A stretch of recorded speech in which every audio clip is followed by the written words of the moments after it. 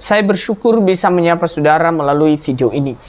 Saya percaya kita sebagai orang yang percaya kepada Tuhan atau prajurit Kristus yang lebih dari pemenang harus mempunyai mentalitas Kristus.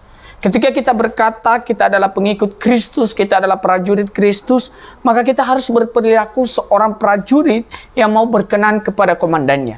Hanya orang yang berkenan kepada komandannya yang akan mendapat reward atau mendapat hadiah.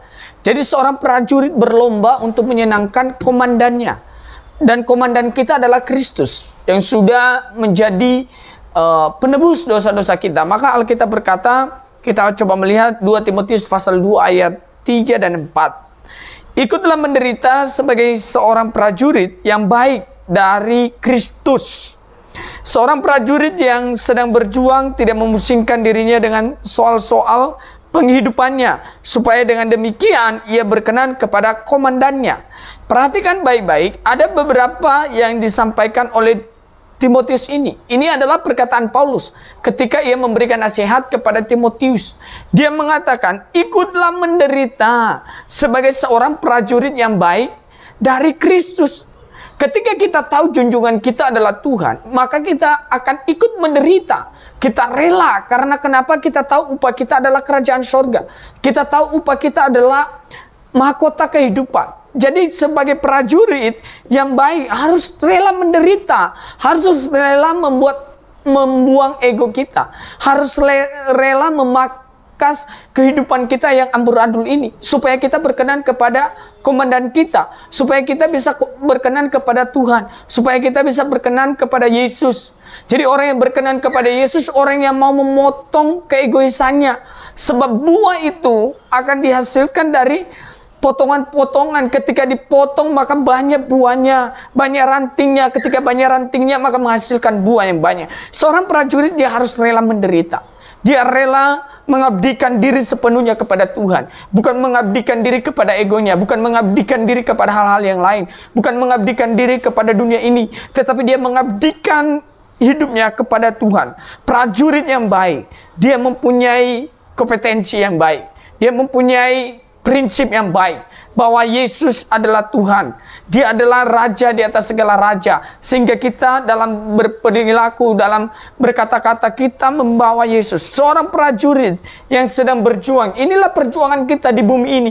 Kita sedang berjuang di bumi ini supaya kita bersama-sama dengan Yesus Kristus. Kita sedang berjuang di bumi ini supaya kita menjadi mempelai Kristus. Kita menantikan Tuhan, kita menantikan kebaikan Tuhan. Jangan memusingkan diri dengan soal-soal penghidupan kita. Orang yang selalu memusingkan diri dengan soal-soal penghidupan dunia ini, dia akan kehilangan hal yang berharga dalam hidupnya.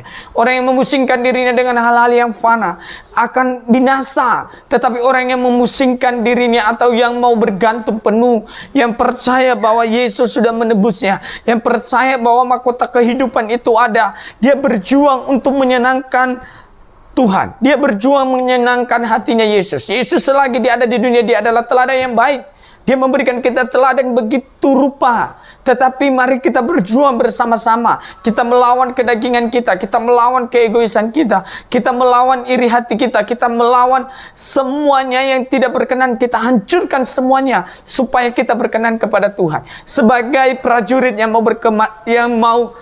berkenan kepada komandannya, harus memiliki kerelaan. Rela untuk dibentuk, rela untuk meninggalkan dosa, rela untuk meninggalkan hal-hal yang tidak berkenan dengan dunia ini. Hanya orang yang mencintai Tuhan yang merelakan segala keegoisannya. Hanya orang yang mencintai Tuhan yang merelakan hidupnya dibentuk sedemikian rupa oleh Tuhan. Dia rela. Yang berikut, dia mempunyai karakter sorga. Ketika kita mau menjadi prajurit yang mau berkenan kepada komandan kita Yesus, maka kita harus ada karakter dari sorga. Harus kita mewarisi karakter-karakternya datang dari atas, supaya kita bisa berkenan, supaya kita bisa membawa sukacita dimanapun kita berada. Jadi marilah kita berkenan kepada komandan kita sebagai komandan yang baik. Jangan kita menipu diri sendiri, tetapi kita harus berpegang teguh kepada kebenaran Allah yang sudah memerdekakan kita semua. Shalom.